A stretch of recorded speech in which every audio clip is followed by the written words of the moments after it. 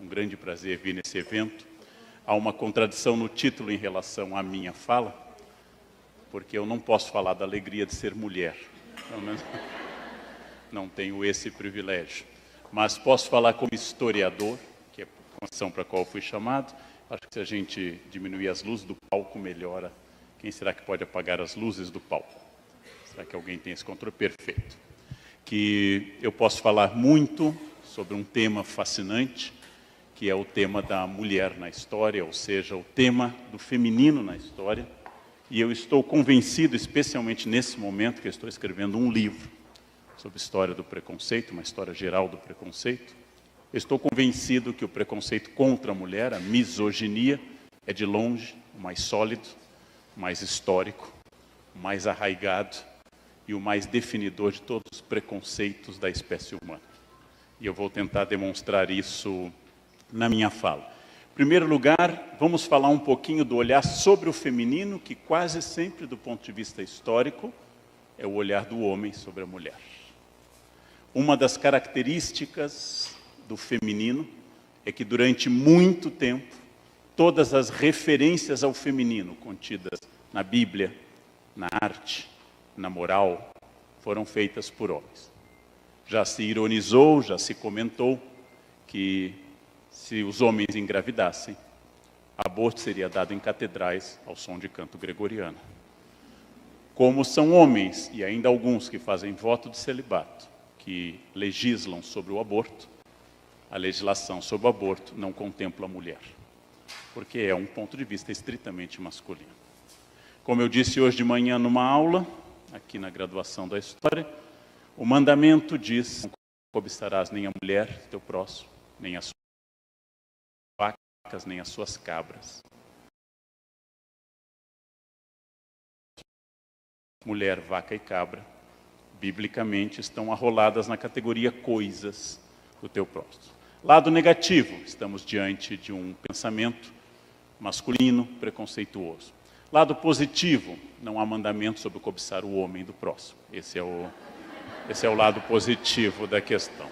Mulheres heterossexuais e gays estão livres para avançar, porque nada a ver. É muito curioso pensar que, historicamente, às vezes o preconceito é tão forte que favorece algumas mulheres. Vou dar um exemplo bizarro. A Inquisição, que visitou o Brasil 3 vezes no período colonial, perseguiu duramente sodomitas, expressão que a igreja usava para a homossexualidade. Antes dos médicos se apropriarem do termo homossexual, os teólogos usavam sodomita. Homossexualidade é um termo do século XIX.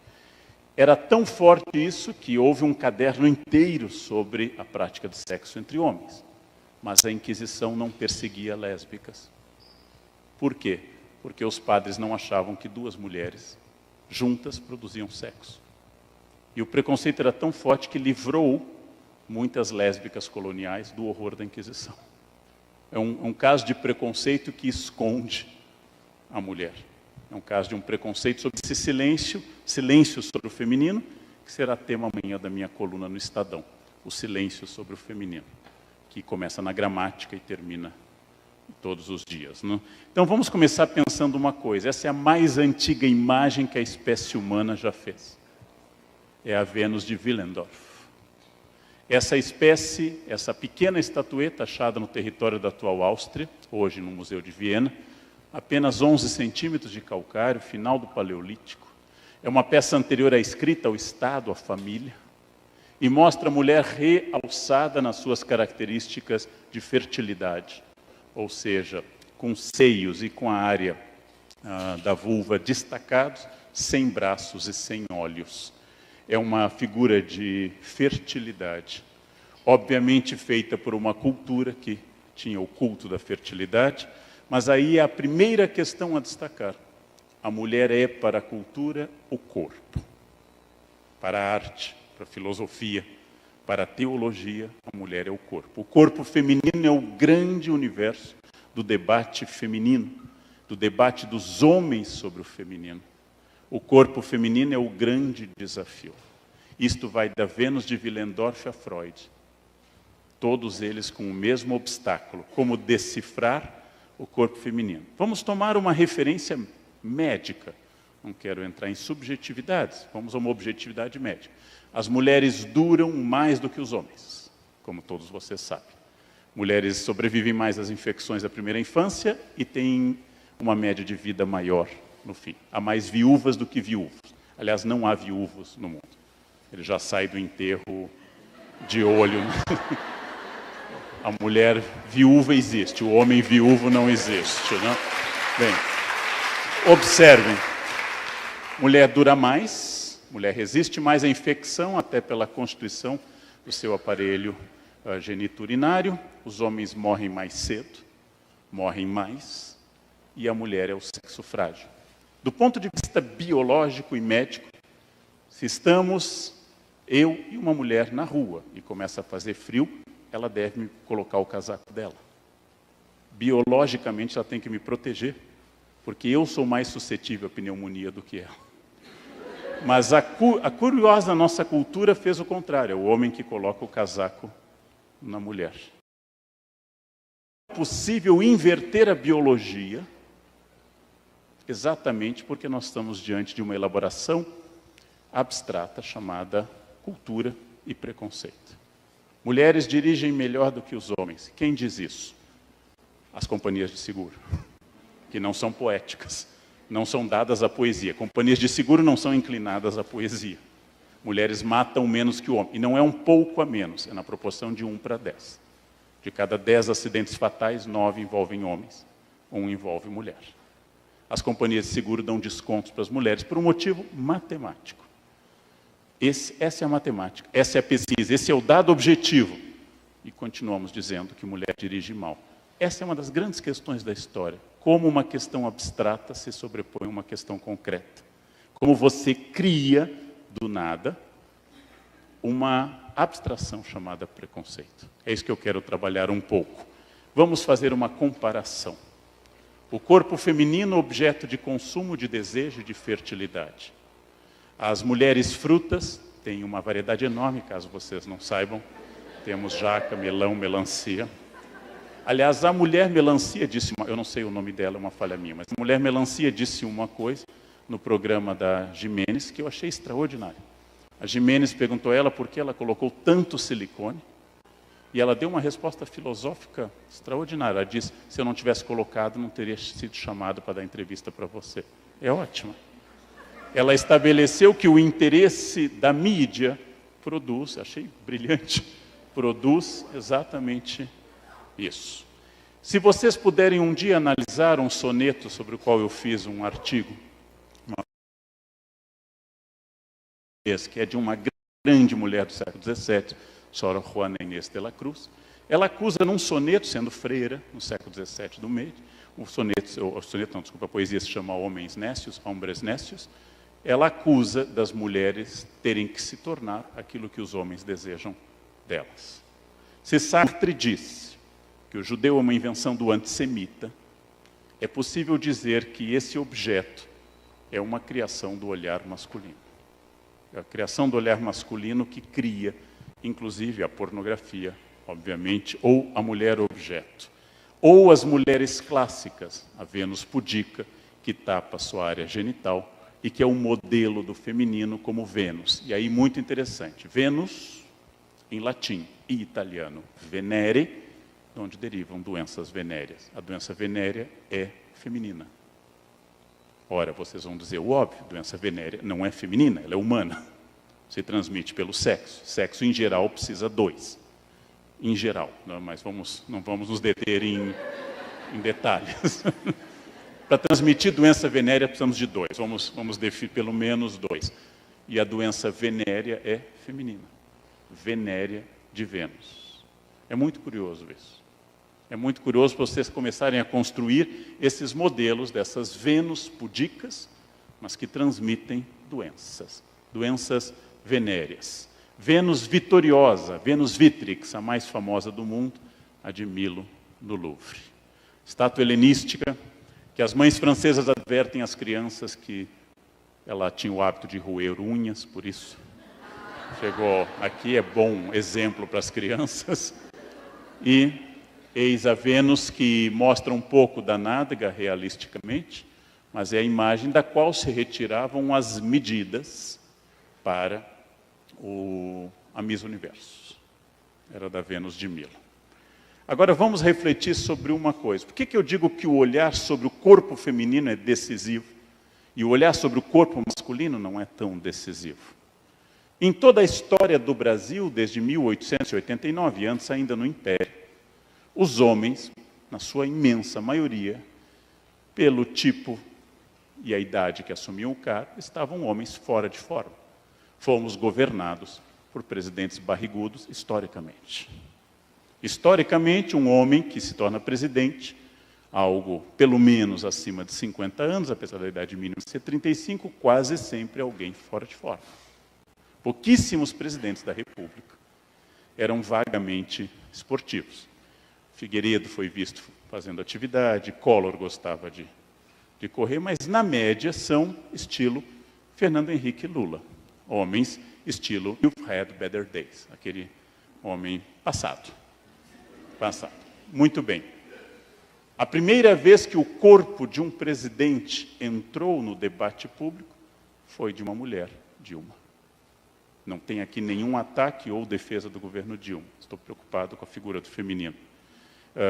O ataque ou defesa do governo Dilma é outra característica. Mas se comentava, fazia memes e se trazia sobre a dieta de Dilma, Dilma na bicicleta, Dilma acima do peso, Dilma magra e assim por diante.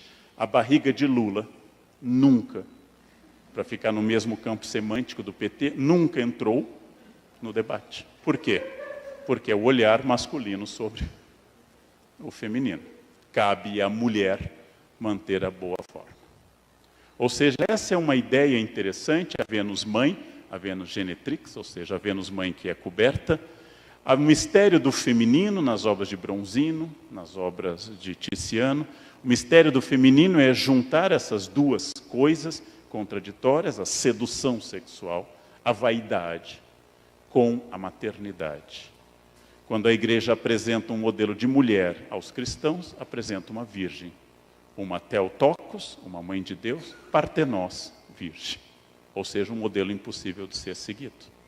E na cabeça dos homens, provavelmente na cultura ocidental, nós definimos dois modelos de feminino. Ou a mulher é uma prostituta, ou é uma virgem. Ou ela é inteiramente pura, ou ela é entregue.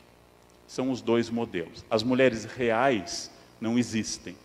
É a Vênus que nasce em Botticelli, a Vênus que nasce com seus longos cabelos soltos, sinal de que ela é solteira, a Vênus numa concha, símbolo da genitália feminina, a Vênus que nasce com anêmonas e rosas, com Zéfiro, Flora, soprando sobre ela, a figura do feminino, platônico, distante, a figura que Rubens pintou, Rubens, grande pintor flamengo barroco, a figura do espelho, que até hoje é o símbolo do feminino. Vocês veem isso nos espelhos, nos banheiros e talvez não tenham se dado conta. O que define a mulher é o espelho. Quem tem filho homem sabe que o número de horas de um homem diante do espelho é gigantesco. Na adolescência é o tempo todo. O tempo todo. Porém, o que define o feminino é o espelho. Quem pintou isso? Rubens. Rubens pintou isso. Lembrem que nesse momento a beleza feminina é definida pela abundância e pelo caráter branco. Uma mulher de elite come mais do que precisa e não pega sol. As pessoas simples são magras, as pessoas de elite estão acima do padrão que hoje nós chamaríamos de magra. Não, é só uma questão de nascer na época certa, né? É só essa questão histórica. Mas vejam, não seria apenas notável que a mulher fosse definida pelo espelho, mas é notável que o homem, Marte, é definido pelo escudo. O homem é a força militar, a ação, o indicativo, o caráter direto e ativo. A mulher é o caráter passivo. Muito curioso isso também. Porque quem está pintando essa imagem, que é Botticelli também, Vênus e Marte, quem está pintando essa imagem é um homem. Refletindo que cabe ao homem o guerreiro, cabe à mulher a vaidade. Cabe ao homem o aspecto externo, cabe à mulher o aspecto interno. Visitei um casal de amigos, professores da Unicamp, ambos doutores, livre-docentes, poliglotas viajados, ambos destituídos de discursos preconceituosos, ambos excelentes pessoas, casados. Entro na casa e ela me diz: desculpe a bagunça, estou falando de professores universitários. Ou seja, não estou falando de pessoas que simplesmente reproduzem o discurso sem refletir sobre ele. Não cabe ao homem dizer: hoje não pude encerar, hoje não deu tempo para passar um pano. Cabe à mulher, se ela for como essa minha amiga, professora, doutora, livre-docente e culta. Isso é a força da cultura. Isso se chama cultura. Ela é um pouco anterior a nós e é um pouco mais forte. Um amigo meu, que tem agora 3 livros sobre educação de crianças, um homem do Rio Grande do Sul, que mora agora em Santa Catarina, chamado Piangers, que escreveu sobre ser pai, ele reclama de uma frase. Ele é um excelente pai, que é a frase, quando ele está com a filha num parque, agora ele tem 2, diz: você está de babá hoje? Ele diz: não, eu sou pai. Eu gosto dessa resposta. Porque a resposta "eu estou de babá" significa: a função é da minha mulher, mas como eu sou legal, como eu sou bacana, como eu sou uma pessoa que ajuda, eu vim ajudar. Eu ajudo minha mulher, troco fralda quando precisa. Quer dizer, a função é dela, mas eu sou tão legal que eu ajudo. É interessante supor que você ajuda alguém que você gerou. Eu estou ajudando a proteger o fruto meu também. É muito curioso isso. Bourdieu, o que seria, é um pintor acadêmico francês, fim do século XIX, o que seria o feminino. O feminino clássico é esse, sem pelos, sem divisão vaginal, sem lábios, sem nada, e, acima de tudo, com o cabelo comprido. O cabelo comprido é fundamental para o feminino, nessa definição. A mulher se define pelo cabelo. Então, é uma característica que eu estudo bastante em arte, naturalmente sem nenhum interesse pessoal. Eu sou inteiramente liberto dessas questões, mas o cabelo é central. Um cabelo solto, comprido, oscilante, traz à tona uma outra questão para o Brasil. Quando eu cruzo, como eu comentarei amanhã no meu artigo, um preconceito terrível, a misoginia, um outro preconceito igualmente danoso, que é o racismo, para explicar que o Brasil é o país do mundo que mais produz e consome chapinha. Somos a terra da chapinha. Né? Antigamente, com soda cáustica, se alisava cabelo, com ferro quente. Ferro quente. Hoje, com a chapinha. Todas as pessoas têm direito, obviamente, a terem o cabelo na densidade, no tamanho, na quantidade de cachos que bem desejáveis. Mas sermos o paraíso da chapinha é um indicativo interessante. Num país em que o elogio aos olhos é sempre por serem claros. Que olhos bonitos, 2 pontos, verdes ou azuis. E aqui é o cruzamento de 2 questões, misoginia e o racismo. São 2 questões. Por isso nós temos ainda subdivisões. É pesado ser mulher no Brasil e é mais pesado ser mulher negra. Então nós temos uma sobreposição, qual nós vamos tocar um pouco. Um pintor ucraniano, famoso, com uma Vênus e seus cabelos. Jogar o cabelo é um tique que toda menina sabe, como parte de um instrumento de sedução. Jogar o cabelo, fazer para lá e para cá. Sei que não dá para não dá para imaginar em mim, mas é assim mesmo. Né?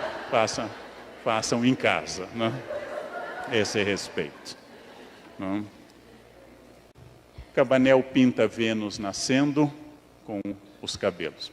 Eu estava no Egito com um guia e ele tentava explicar de forma, inclusive, muito simpática às alunas que me acompanhavam por que a mulher deveria cobrir os cabelos na rua. E ele explicava elogiosamente. Ele explicava dizendo que a mulher é tão bonita, o cabelo é tão sedutor, ela é tão chamativa, que os homens se perturbam e deveriam cobrir. E uma aluna paulista perguntou: mas por que o senhor pode exibir o cabelo? E desabotoava a camisa mais ou menos até a região da hérnia inguinal. Mais ou menos assim. Ele botava assim. E ao exibir o peito, né, que ela perguntou por que ele não. E ele, curiosamente, acho que nunca tinha passado pela cabeça dele que ele fosse sedutor. Ele não era sedutor no sentido, mas nunca tinha passado pela cabeça dele que o homem fosse fonte de sedução. Esse é o peso da cultura também. Esse é o peso da cultura. É muito curioso tudo isso. A Vênus da nádega bonita, kalos, bonito em grego, pigeron, nádega. É uma palavra pouco usada em português, mas é simpática. Podem elogiar alguém. Nossa, que homem ou que mulher, calipígio, ou calipígia. Kalos, pigeron, nádega bonita. São as Vênus, essa é uma imagem do 18, François Barrois, também do 18, são as Vênus calipígias. São as Vênus calipígias. Essas imagens, Vênus dormindo de Giorgione, o jovem Giorgione, que morreu tão cedo, mostra uma Vênus com esse jogo entre a pudica e a oferecida, que é um dos jogos básicos da estrutura da sedução. Por isso que na estética pornográfica, camiseta molhada é mais erótica que nudez total, porque dá ao homem alguma possibilidade de ação ainda. Os homens não consideram eróticos ou pornográficos quando a mulher está totalmente pronta, eles têm que ter algo para fazer. Então, uma camiseta transparente, ou então uma mão sobre a região vaginal é importante. Significa que você ainda tem algo para... Você tem sentido nesse jogo de conquista. Tiziano copia o modelo transversal, uma mulher que nos olha de forma lânguida. O ventre é mais importante que o seio na Itália. No Brasil seria o quadril, nos Estados Unidos seria o seio. Varia um pouco a geografia, podíamos dar uma outra palestra sobre isso, mas varia um pouco a geografia do desejo. Na Itália é o ventre de parideira, é o ventre pronto para parir, que é sedutor. Velázquez, católico espanhol, pinta uma Vênus de costas, se olhando no espelho com um cupido, olhando a vaidade. Bernini introduz uma novidade ao pintar a Beata Albertone, ao esculpir a Beata Albertone, igreja de São Francesco a Repa, em Trastevere, em Roma, onde a Beata está tendo um êxtase, e esse êxtase é muito próximo de um sentimento sexual. Tanto o êxtase de Santa Teresa, na igreja de Nossa Senhora da Vitória, quanto essa da Beata Albertone, é um apelo erótico religioso. A mulher tem um apelo erótico religioso. A Angre, no século XIX, introduz uma outra questão no corpo feminino. Ao fazer a grande odalisca, aumentando o número de vértebras, para que ela fique ainda mais esguia, ele também joga para a mulher oriental, a gente chama isso de orientalismo, a facilidade sexual. É quando a Europa passa a fazer turismo sexual. É o harém, é a busca da estrangeira como espaço de realização. Então isso faz parte do orientalismo. Modigliani, o pintor italiano que morava na França, pega o mesmo modelo, só para mostrar que essa estética não é de barroco, não é de um homem da Itália, não é de um homem da Espanha. Nós estamos percorrendo quase todos os países. E aí eu vou agora chutar o balde nessa estética, pegando Lucian Freud, o grande neto de Freud, que em Londres achou fascinante uma mulher, Sue Tiley, e vendeu para um milionário russo essa imagem. Lucian Freud, conseguiu inverter uma certa lógica. Ele é o anti-Facebook sempre, ele faz todo mundo piorar com a pintura dele. Ele é o anti-Photoshop, ele é o anti-tudo, né? Pintou a rainha Elizabeth II, ela ficou horrorosa, ela é uma mulher média, ela ficou horrorosa numa imagem. Lucian Freud pinta as pessoas na sua humanidade. Qual é a ruptura que Lucian Freud introduz como neto do pai da psicanálise? Ele introduz o real. Ele não introduz o sedutor. Introduz uma mulher de 127 quilos, feliz e sem culpa. Introduz uma mulher que ele pinta mais de uma vez à vontade. Absolutamente indiferente ao jogo tradicional e entrando num outro modelo de sedução. E ainda assim ele a piora, porque ela é melhor do que isso. Não é uma mulher que use roupa larga ou preta ou listras verticais. é uma mulher feliz do jeito que ela está, e descansada e relaxada. Essa, a Biksu, como ele a chamava, é até melhor do que o que aparece nas imagens. E aqui está ela diante do quadro dela. Ela é uma mulher bonita e também pessoalmente feliz. Ela vive nos vernissagens dos quadros. Lucian Freud, que adorou, encontrou-a na saída de um metrô e passou a pintá-la compulsivamente. São estéticas reveladoras de uma característica nova, de uma característica que questiona a estética tradicional. Não se trata de disfarçar o gosto oficial através de eufemismos como plus size. Esse é um eufemismo. Não, ela não é gorda, ela é plus size. Aí eu prefiro o preconceito direto do que a palavra indireta.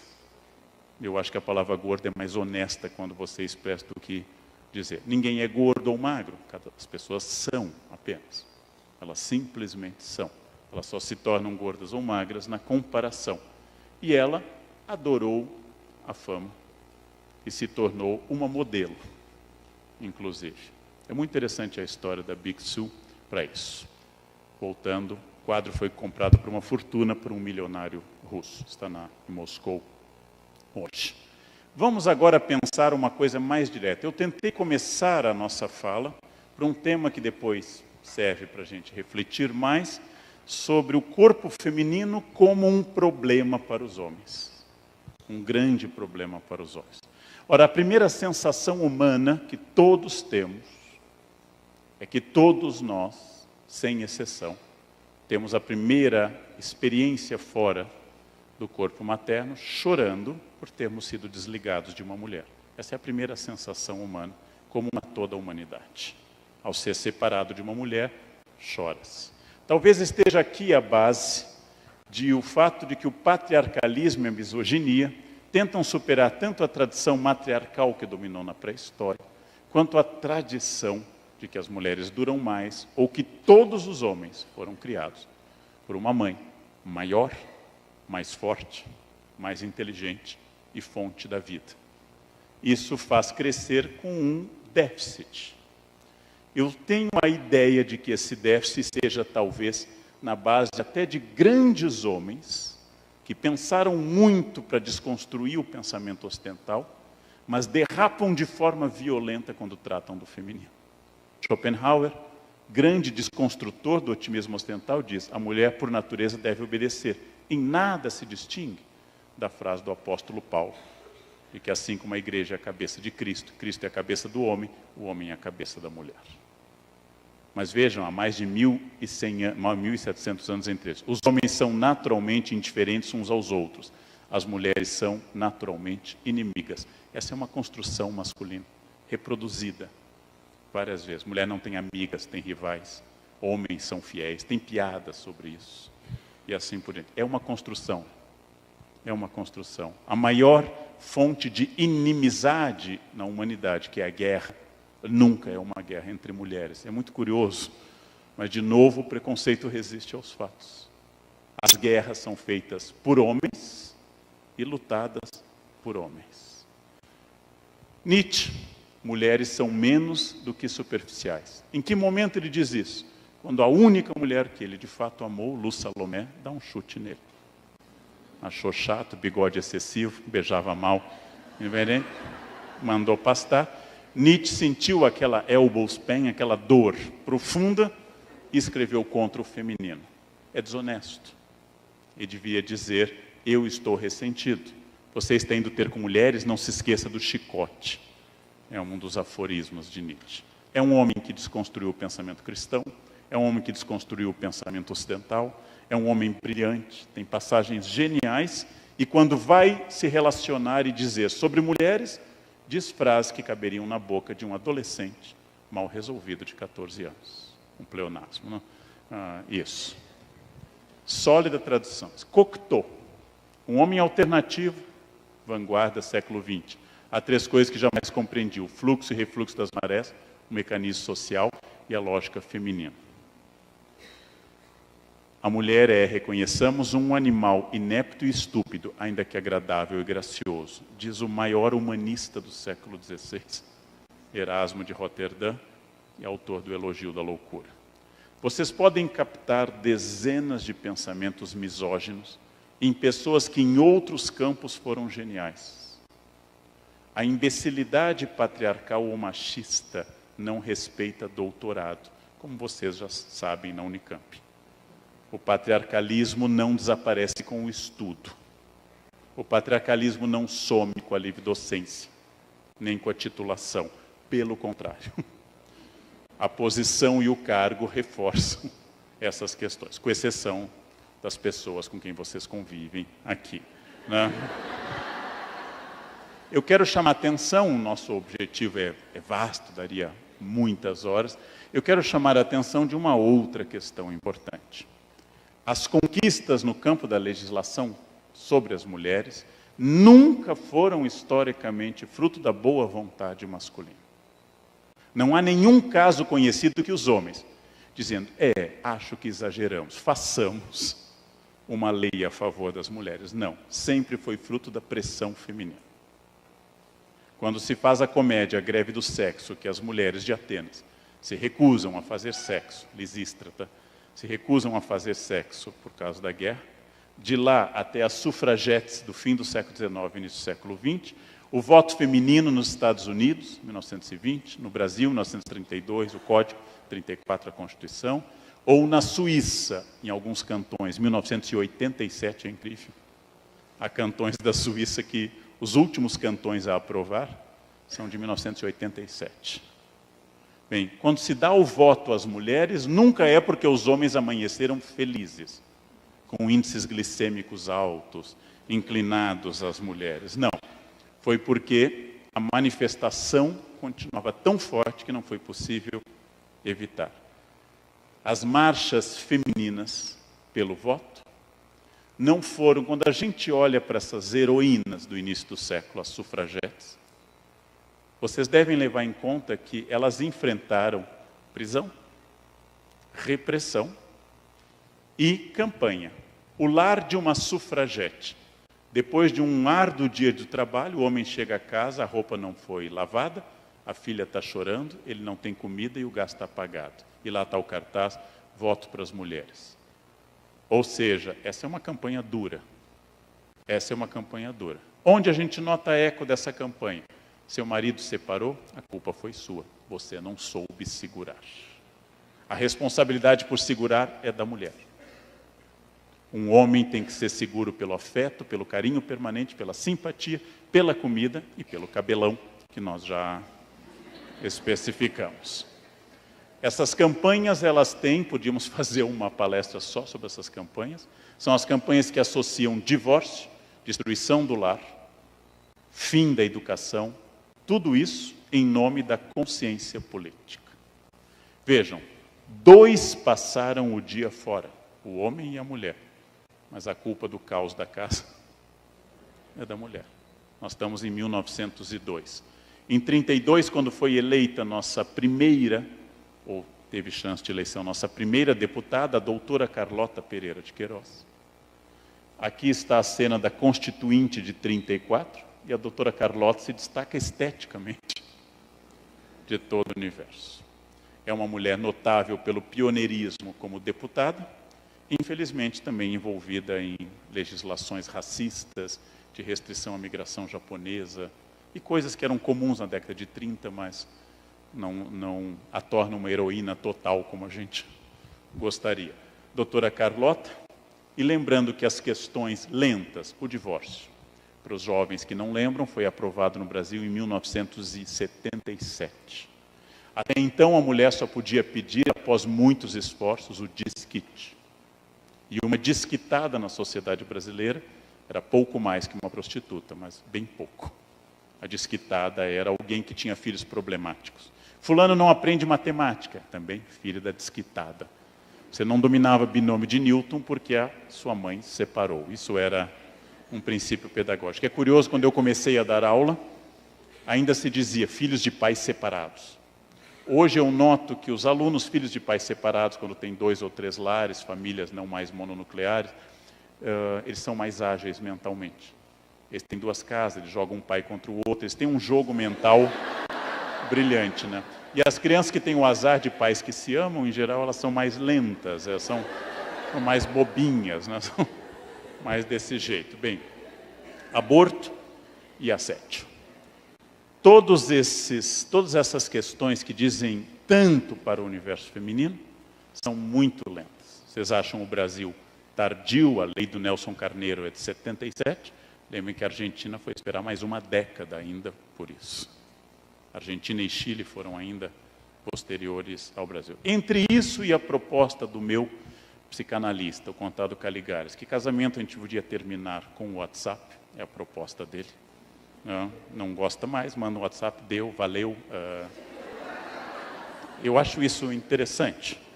Né? É prático, é fácil. E tem a união que é dos Yanomami, estudados por um antropólogo norte-americano. Quando homem e mulher querem se juntar, fazer um casal, um põe a rede do lado do outro. Se nenhum deles reclama, estão casados. Divórcio, um deles pega a rede, põe do outro lado. É tão legal, né? É tão legal isso. Bem, a segunda onda feminista que a gente chama, a onda que veio depois da questão do voto, porque assim que o voto foi concedido, há uma intensa diminuição da questão feminista na década de 30. A segunda onda feminista é fruto da ação de grandes intelectuais, como Simone de Beauvoir, que em 49 lançou o seu Segundo Sexo. Mas coisa que interessante, a frase símbolo do livro, ela diz uma das coisas mais óbvias, mas que era uma novidade em 49. O biológico é mais ou menos determinado. Mas ser mulher é mais do que o biológico. Ser mulher ou ser homem nasce de uma identidade cultural, de uma produção e de um processo. Ela diz, não se nasce mulher, torna-se. A mulher tem que ser estimulada através de receber bonecas na infância. O homem tem que ser estimulado pela mãe. Homem não chora. Eles vão sendo estimulados a um comportamento. Ninguém nasce homem, ninguém nasce mulher. Eu nasço biologicamente, XX ou XY. Mas isso é parte do processo. Ela diz uma coisa óbvia e ela explica no livro. O mais espantoso, gente, não é que em 49 isso fosse revolucionário. É que no Enem de 2015, essa frase, de 49. Bom, como o Brasil descobriu a Guerra Fria agora, descobriu que o mundo tem comunistas e não comunistas, nada como o mundo agora descobrir Simone de Beauvoir. Em breve descobriremos Rousseau, Montesquieu. Nós estamos indo em busca dessas vanguardas. O que me espanta é como isso causou esse incômodo. Como escreveu uma especialista, e eu endosso inteiramente, perguntada sobre quantos gêneros nós temos na espécie humana, ela falava sobre gêneros, ela parou e pensou, provavelmente nesse momento 7 bilhões. Hoje no mundo nós temos 7 bilhões de gêneros.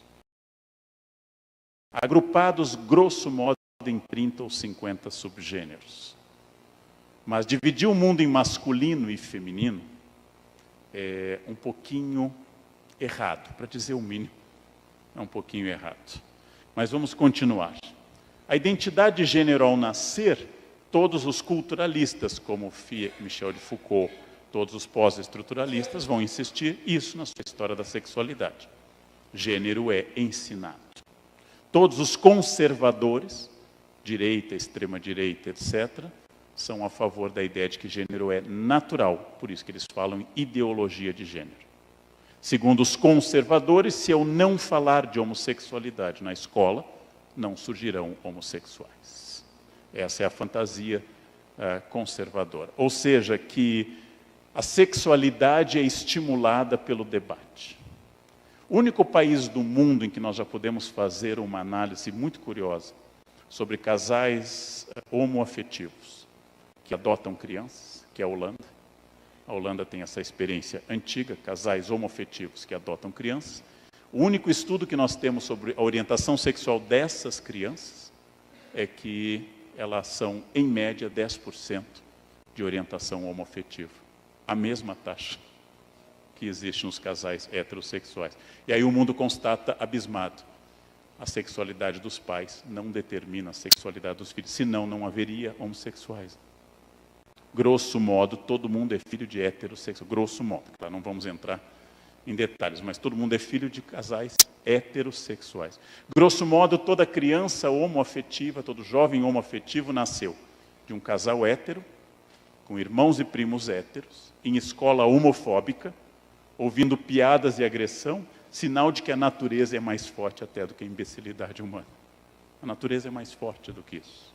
Não se trata de debater ou não. Não debatendo, eu posso fazer outra coisa. Mas vamos pensar. Um homem sexualmente ativo é chamado através de palavras positivas. Tigrão, garanhão, etc. O homem sexualmente ativo recebe palavras positivas. São animais bonitos e são animais impressionantes. A mesma característica nas mulheres recebe outras palavras. Ninguém tem afeto por esse peixe. Ainda que no Pantanal eu tenha experimentado sopa de piranha e é boa, né? Sopa de piranha é gostosa. Quando eu uso piranha para designar uma mulher que faz o mesmo que um homem ao fazer se torna tigrão, ou leão, ou garanhão, ou touro, ou qualquer outra metáfora, é sinal de que eu concebo na frase, na expressão, que sexualidade é uma honra para os homens e uma mancha para as mulheres. É muito curioso isso. As palavras implicam muito no nosso mundo, expressam muito no nosso mundo. Já mostrei que as mulheres estatisticamente dirigem melhor, são mais prudentes. Não sei se é natureza, eu não sou um estudioso de gênero, não sei se é natureza, eu não gosto da palavra natureza, mas as mulheres, talvez por terem uma avaliação da extensão do custo da vida. Então, o que significa cada ser humano que está nesse auditório, a quantidade de horas de colo e de fraldas é um custo muito grande, mas as mulheres ainda têm a fama de dirigirem mal. O cavalheirismo e o cavaleirismo, os dois, que se misturam bastante, são uma forma sofisticada de domínio feminino. Eu abro a porta para você por você ser mais fraca. Eu ponho o meu casaco porque você é mais frágil e já indiquei que isso é falso. Eu coloco o meu casaco na poça d'água para você passar sobre ele, figura mais antiga. Sinal de que você é tão pouco prática ou inteligente que não conseguiria dar a volta na poça d'água. É melhor gastar com a lavagem do casaco. Eu pago a sua conta porque você ganha menos do que eu, o que estatisticamente é verdade. As mulheres ganham menos do que os homens, mas é uma forma de domínio. E, finalmente, eu coloco a você, regra de etiqueta, na parte interna da calçada, e eu, homem, vou na parte externa, porque se vier um perigo da rua, você é tão lenta, você é tão perdida, que você não vai vir vindo um caminhão, ele vai nos atropelar, não? Então, o cavalheirismo manda que você coloque a mulher na parte interna da calçada. Quando, estatisticamente, quem não consegue perceber nada ao seu redor é o homem. Quem não acha nada em casa é, estatisticamente, o homem. O cavalheirismo, ele é simpático. Já foi dito que ele é a parte agradável do machismo. Eu não faço uma catilinária, um estudo contra o cavalheirismo, mas eu quero lembrar que quem lhe presenteia, lhe abre a porta e faz essas coisas, também lhe controla. Não? Então, são características a se pensar. A Rainha Vitória foi provavelmente a primeira mulher a casar de branco na Europa. Nós não temos registro de outras. Introduzindo uma novidade do branco, que substituiu simplesmente a roupa de festa, que no Oriente ainda é dominantemente o vermelho, a roupa da vida, do sangue, e não a roupa do luto, que é o branco. O branco é luto, né? Cadáver, sem sangue, etc. O branco, hoje está na moda o off-white, é importante, até o off-white está mais forte que o branco. Casar de branco significa que você vem com um lacre inviolável, o símbolo da pureza, da virgindade. As jovens anotem a palavra virgindade, depois a gente procura no Google. Os mais velhos, como eu, lembram, mas os jovens não lembram mais. Meus professores na França diziam que virgem, um homem e uma mulher virgem, são uma criança feia de 7 anos. Aí é virgem. O branco, mas vejam a simbologia do casamento. A noiva é trazida pelo pai, o seu dono até então. É levada até a frente e entregue a outro homem. O noivo vai sozinho ao encontro dela. É uma simbologia. A bênção da fertilidade na Igreja Católica e na Judaica é dada sobre a mulher, já que a infertilidade na Bíblia é exclusivamente feminina. Permite-se o divórcio de um judeu religioso mediante a infertilidade que é sempre da mulher. Não existe infertilidade masculina no discurso religioso. É um dos motivos para o divórcio. E como vocês sabem, ao contrário da década de 60, nós estamos num momento mais careta da história. Há mais gente querendo casar agora do que há 50 anos. Se vocês alugarem uma igreja de grande procura em São Paulo, como Nossa Senhora do Brasil, ou São José, que tem que ser alugada com 2 ou 3 anos de antecedência. Se vocês alugarem uma igreja dessa e romperem o noivado, é melhor manter alugado e achar um outro. É mais fácil hoje achar um outro marido do que um lugar na Igreja Nossa Senhora do Brasil. Aqui vai o meu conselho, caso seja um desejo de vocês. Eu diria, isso é subjetivo, vocês podem contestar imediatamente, que ao contrário da década de 60, a fase atual que é mais conservadora, as netas têm o mesmo sonho das avós, casar de branco na igreja, com um marido rico e bem-sucedido. Na média, isso é muito mais forte do que em 1968, por exemplo. Muito mais forte. As igrejas estão lotadas e ninguém está casando de vermelho. Está cada vez mais cafona o casamento. Tem até agora, tem drone. Vocês já viram cerimônia de casamento com um drone? A cafonice está se sofisticando. A ideia de filhos e casa continua sendo atribuída às mulheres. 2 pais trabalham, criança passa mal, nunca se liga para o pai. Nunca se liga para o pai. Quem tem que abandonar o trabalho? Nunca será o pai. Sempre será a mãe. Significa que mesmo as chefes mulheres e as próprias mulheres continuam considerando que o filho é uma responsabilidade do feminino. Continua sendo assim. E aí é um ponto que é comum. Como vocês sabem, há judeus antissemitas, há homossexuais homofóbicos, há negros racistas e há mulheres misóginas. O preconceito é uma coisa tão forte, tão sólida, que provavelmente ele atinge também a vítima. Aliás, é sempre perigoso dizer o que eu vou dizer. Eu vou explicar várias vezes, mas é perigoso. Para que o preconceituoso possa existir, uma parte da vítima tem que concordar com ele. É perigoso, porque parece aquele discurso que a culpa é da vítima. Os judeus foram para campo de concentração porque a culpa... Não, não é isso que eu estou dizendo, por favor. Mas uma parte minha tem que aceitar o preconceito. Se uma parte minha aceita o preconceito, a vitória do preconceituoso é mais garantida. Todos podemos ser alvo do preconceito uma vez. Se eu sou alvo várias vezes e repetidas vezes, um pouco mais problemático. Um pouco mais problemático. De alguma forma, se eu aceito a ofensa, a agressão física, é mais fácil para o agressor. Não é culpa de quem apanha, mas uma parte minha tem que aceitar essa questão. A gente chama de sociedade falocêntrica, a sociedade que venera o pênis. O pênis é a figura mais emblemática da cultura. Homens se preocupam enormemente. Uma das coisas mais fascinantes, eu que lido com alunos, é a grande fantasia dos jovens de ter sexo com várias mulheres, quando na sua quase totalidade não dão conta de uma, mas tem a fantasia de ter várias ao mesmo tempo. É interessante isso, né? Não um harém, 4 ou 5 mulheres, não conseguem uma. E é interessante essa fantasia, mas é a fantasia que, aí eu vou invocar Simone de Beauvoir, é preciso também, a Betty Friedan diz que o lar é um campo de concentração confortável, é preciso também lembrar, falando não em nome dos homens, não tem essa procuração, mas que os homens sofrem o peso do machismo.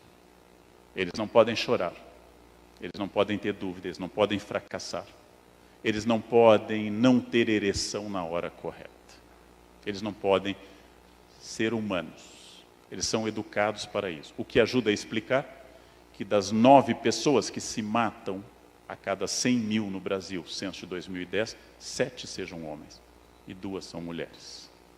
A sociedade que é terrível no seu preconceito com as mulheres, também é pesada sobre os homens, porque eles não podem falhar. Eles não podem falhar. Isso não justifica nada, mas tentem entender quando a Simone diz, por exemplo, é preciso defender as mulheres, inclusive para que os homens sejam libertados do peso de oprimi-las. É preciso isso também. Gandhi dizia, precisamos libertar a Índia, para que os ingleses não precisem ser imperialistas também. Para que os ingleses sigam o seu destino. Então, obeliscos, que do Egito Antigo até Buenos Aires, são quantos? Vocês não imaginam nenhum monumento que não seja fálico. Não há nenhum monumento feminino. Esse é o nosso falocentrismo. Bem, vamos agora para alguns dados preocupantes. Uma mulher é espancada no Brasil a cada 15 segundos. As agressões são diárias em 64% dos casos e o companheiro é a maioria absoluta.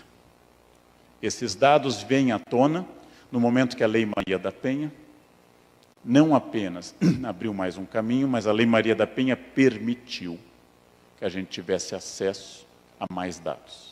E aí vem o dado mais impressionante para mim. Isto é exclusivamente das mulheres que vão à delegacia. Isso não deve ser a totalidade. Infelizmente, suspeito que há muito mais do que isso. Ou seja, assim como eu meço o contrabando pela quantidade de peças apreendidas pela Polícia Federal, e não por aquelas que passam diariamente pela Ponte da Amizade, eu estou medindo a agressão do feminino pela Secretaria Especial de Política para as Mulheres. A Lei Maria da Penha deu um passo importante, e esse passo foi nos permitir ter uma extensão desse feminicídio que existe no mundo. A quantidade de mulheres, e aprendi isso com uma colega especialista, que apanha independe da classe social.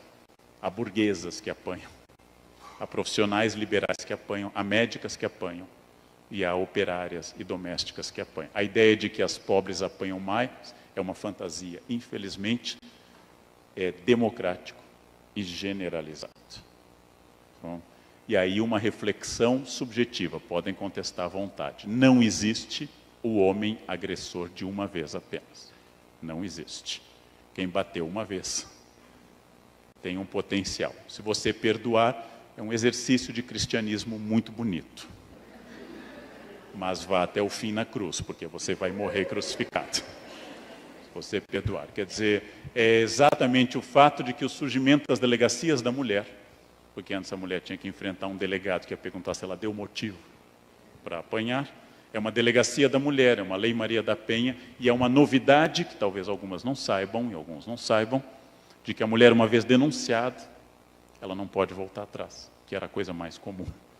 Ela denunciava o companheiro, no dia seguinte apanhava mais um pouco, sofria uma chantagem emocional, ou o marido fazia as crianças chorarem, ela voltava à delegacia e retirava. Denunciado o crime da agressão, o delegado ou a delegada não podem retirar porque é crime público. Tem que ser investigado. E tem que ser muito investigado. E tem que ser muito punido. Então, essa é uma questão importantíssima. Encaminhando à conclusão, nós temos desafios enormes. Amanhã, no meu artigo no Estadão, eu faço um apelo a uma campanha de doação de fundos para a Fundação Maria da Penha. Porque eles estão com problemas de fundos. Todas as atividades, por vários motivos, no último ano perderam verbas. Por vários motivos. A orientação política atual é de não dar verbas para instituições assim. Por vários motivos, a Fundação Maria da Penha no Ceará está sofrendo contenção de verbas. Há um desafio permanente, que é o desafio de debater, fazer, pensar, levar adiante, o desafio de traduzir questões que afetem as mulheres e aos homens. Há pouco, estava num debate sobre o termo feminismo, e é muito curioso porque o termo feminismo começou a assumir, recentemente, leituras totalmente negativas. Inclusive, eu não sou feminista, eu sou feminino. Essa é uma das bobagens que devia ser mais evitada na boca de todo mundo. Tem coisa que a gente não devia dizer para não passar muita vergonha. Essa é uma delas, né? Tem coisas que são relativas, tem coisas que são absolutas, mas essa a gente deveria evitar. Feminismo é a luta pela igualdade humana. Feminismo é obrigatório para homens e mulheres. Feminismo é um sentimento necessário e indispensável para a dignidade humana. Feminismo não interessa às mulheres, interessa à sociedade. E eu queria recomendar o que eu li há apenas uma semana, o livro de uma autora da Nigéria, que eu conhecia por um TED há 4 anos, é de 2013. Essa autora fez um livro traduzido agora, que é para educar crianças feministas. Recebi a indicação desse livro, li, gostei muito. Ela é autora de vários outros livros muito bons, como Hibiscos Vermelhos, etc. Mas esse livro em particular, um livrinho fininho, traduzido agora, ela diz que pais e mães têm que criar crianças feministas. E uma das frases dela eu coloquei na minha fanpage, que tem agora quase 900 mil pessoas. Uma frase também óbvia. Eu tenho que dizer às meninas em particular que o casamento não é um destino. Que ela pode casar e ser feliz, e ela pode não casar e ser feliz. E ela pode casar e descasar várias vezes e ser feliz. Eu acrescentaria, eu tenho que transmitir a ideia que até casando ela pode ser feliz. Quer dizer, essa é uma ideia revolucionária que eu estou lançando, né? É possível ser feliz no casamento. Há notícias, há casos, poucos, mas há casos, de que o casamento pode ser um ambiente de felicidade. É possível. Há dezenas de respostas no meu Face dizendo, eu nunca vou dizer isso à minha filha. Ela tem que entender que ela tem que casar. É assustador, 2017. É assustador. Quem acompanha sabe que aconteceu isso no meu Face. Dezenas de pessoas. Essa mulher desencaminha os filhos. Ou seja, encaminhar os filhos é encaminhá-lo para o destino. No momento que eu coloco que a essência se antecede à existência, e contrario a ideia de Sartre, que primeiro vem a existência, depois a essência, eu estou dizendo, se você não casar, você será incompleta. Se você não tiver filhos, você será incompleta. Se você casar e tiver filhos, você será feliz. Essas afirmativas são ingênuas. E elas não batem com a realidade. Para encerrar, eu recomendo muito a leitura desse livro, ela escreve muito bem. Quem lê em inglês vai descobrir um inglês também muito simpático e fácil de ler. Para encerrar, vou lembrar um dado IBGE de 2010. O casamento é aparentemente uma iniciativa feminina, já que as mulheres colocam o dia da noiva, as mulheres controlam o processo do casamento. Uma noiva entra senhora de si na igreja. Ela escolheu as flores, as roupas, o padre, o pastor. O homem entra admiradíssimo de tudo, né? Ele não tem a menor ideia do que está acontecendo. Ele entra olhando para tudo. O homem chora em casamento, mulher jamais, né? O homem está emocionado, é uma novidade para ele. Ele foi convidado porque é importante ter um homem. Mas o mais importante nisso, curioso, a mulher é responsável, segundo o IBGE 2010, por 75%, 75,4% dos pedidos de divórcio litigioso no Brasil. Isto é um sinal. Infelizmente, os casais às vezes se separam, mas é um sinal muito curioso. As mulheres buscam felicidade. Elas estão aptas ao exercício da felicidade. Então, a minha última conclusão é que hoje é uma tarefa enorme. Convencer os homens que eles também podem ser felizes. Essa é uma tarefa missionária. Temos que percorrer ruas do mundo, pregar nas praças, dizer às pessoas na sala de aula que a vida pode ser plena. Que você pode ir a uma festa e se divertir. Não precisa dizer, a gente vai embora cedo, né? Não precisa, antes da festa, sabotar a festa. Você pode dançar.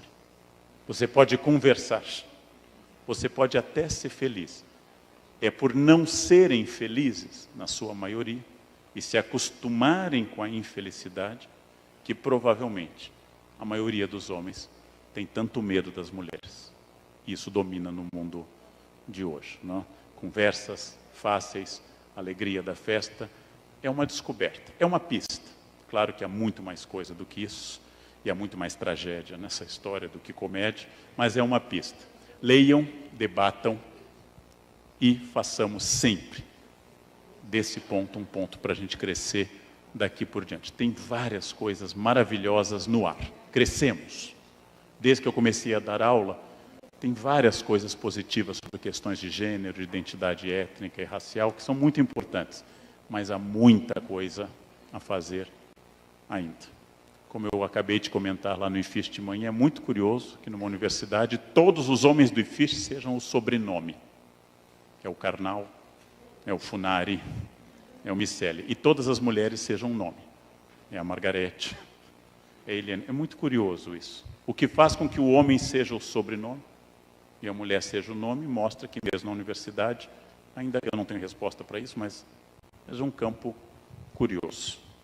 Era isso que eu queria dizer. Muito obrigado pela atenção, gente. Obrigado. Obrigado.